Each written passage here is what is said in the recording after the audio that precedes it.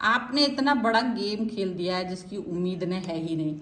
ये गेम जैसा आपने किया है ना, ये सिर्फ तब किया है जब इन्होंने आपकी लाइफ में एकदम से तांडव सा मचा दिया था, जब इन्होंने आपको आपके दिल को तहस नहस कर दिया।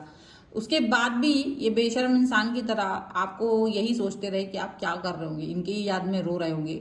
लेकिन आप जो करके गए हो ना, इसकी तो इन्हें खबर भी नहीं, इसकी तो भनक भी नहीं। जब इनको समझ आएगा तब ये अपना सर धुनेंगे। क्या हुआ है देखिए इस रीडिंग में।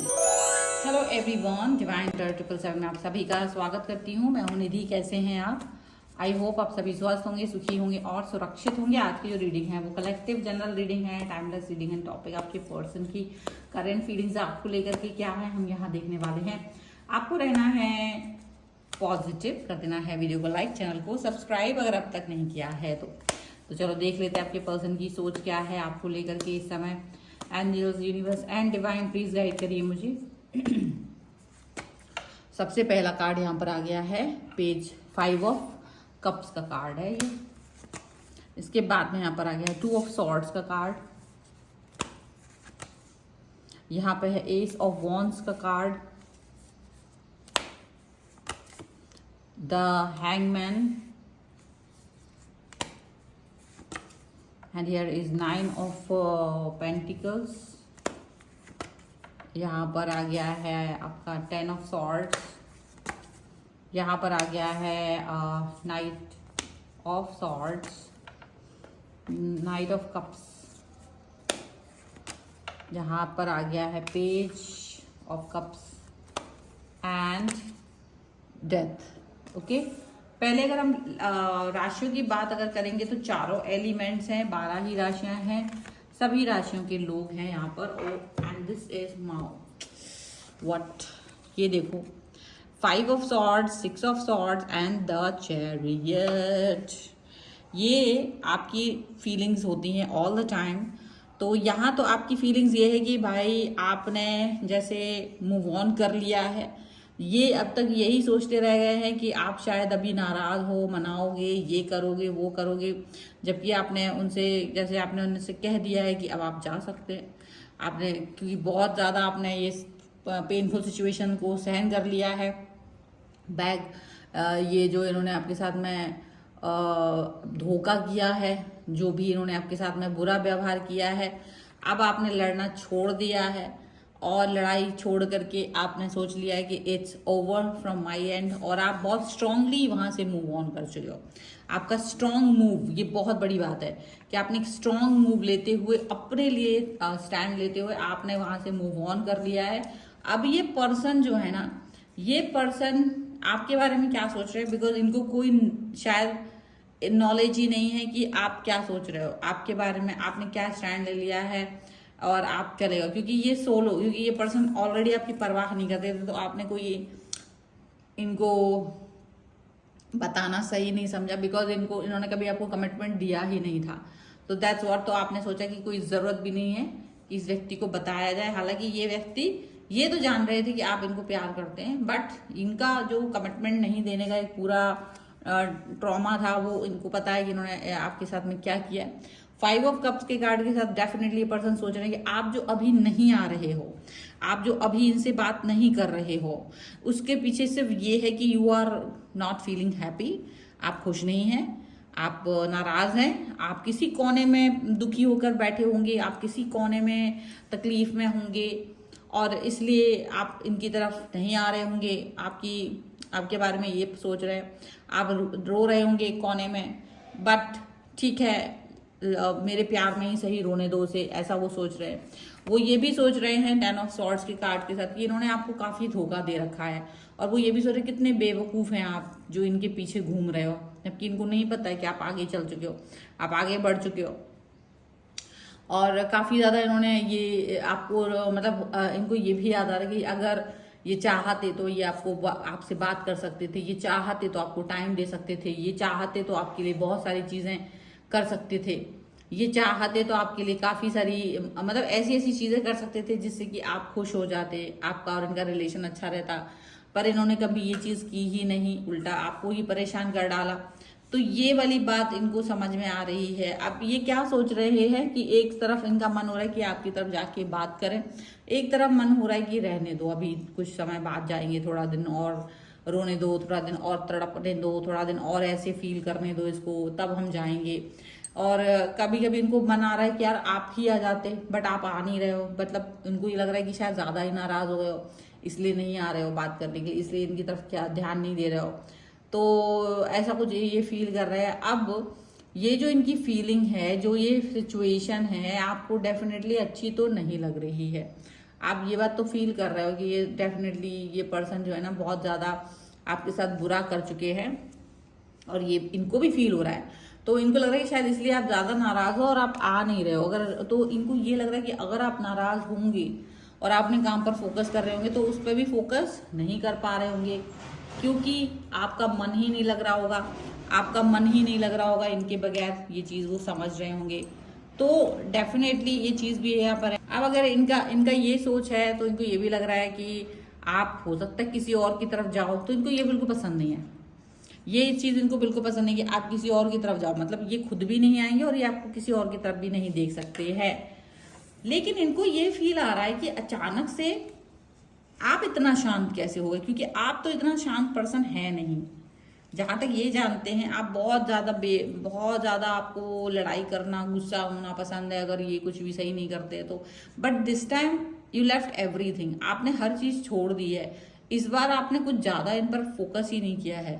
इस बार आप ऐसा कुछ भी नहीं कर रहे हो जिससे कि ये बिल्कुल भी पता कर पाए कि आपके मन में क्या चल रहा है। और ये देखो, ये इस समय पर ये भी फील कर रहे हैं कि आपसे बात करेंगे, इस बार बात करेंगे ना तो आपको खुश कर देंगे, आपके साथ में थोड़ी सी इंटीमेसी वाली बातें भी करेंगे, थोड़ा ऐसी कुछ बातें करेंगे ताकि आपको जो दूरी फील हो रही है वो बिल्कुल फील ना हो।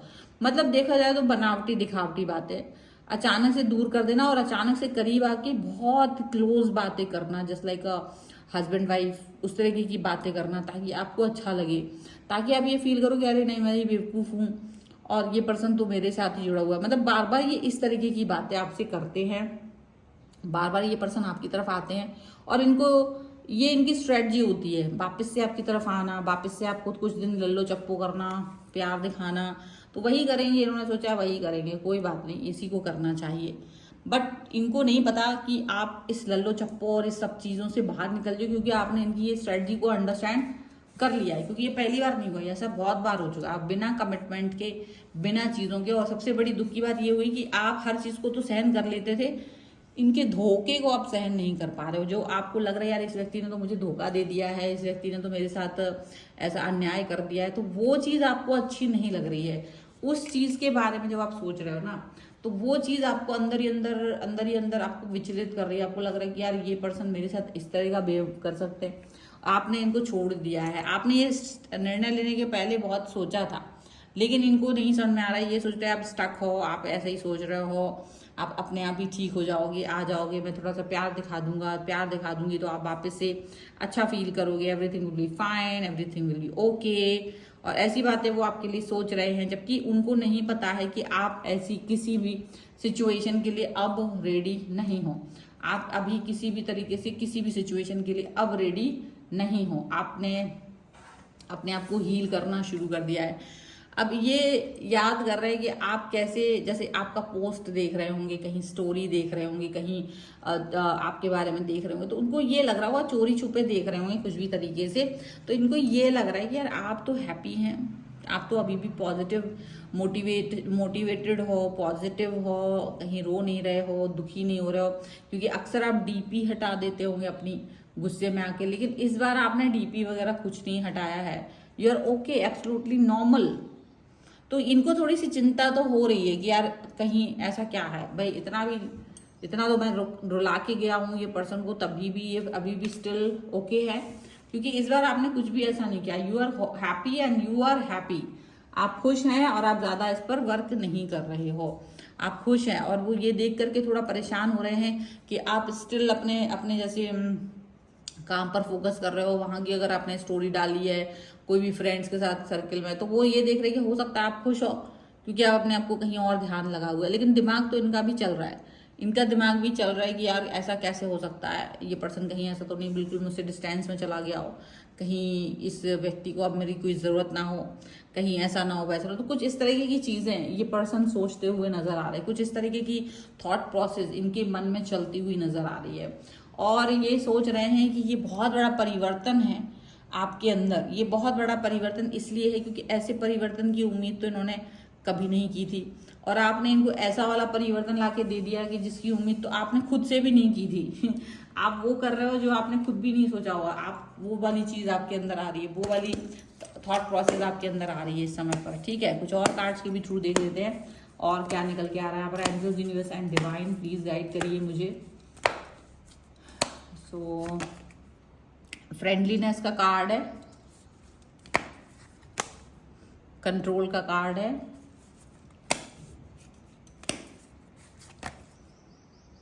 द लवर्स, यहां पर है द सोर्स एंड कंप्लीशन का कार्ड है। ठीक है, और जो यहाँ कार्ड्स है वो है intensity, existence and the burden. Okay, तो डेफिनेटली इनको पता है कि इन्होंने काफी बर्डन आपको दे दिया था। आप अकेले हो और इनको यही उम्मीद है कि आप अकेले ही होंगे और अपने लाइफ में आगे बढ़ रहे होंगे अकेले जा करके। इनके ये आपको अकेलापन जरूर दे रहे हैं लेकिन अपना बर्डन कम नहीं कर रहे। ये इनका थॉट प्रोसेस है, ये इनकी सोच है। इनको लग रहा है कि everything is fine, everything is fine, अभी भी ओके है, फ्रेंडलीनेस है, मेरा दोस्त तो है, ये कुछ भी नहीं है तो, बट ये मुझे प्यार करता है, इसकी ये प्रॉब्लम है बट मैं इसको प्यार नहीं करती हूँ, नहीं करता हूँ, this is my stand. Okay, ये इस तरह से सोच रहे हैं।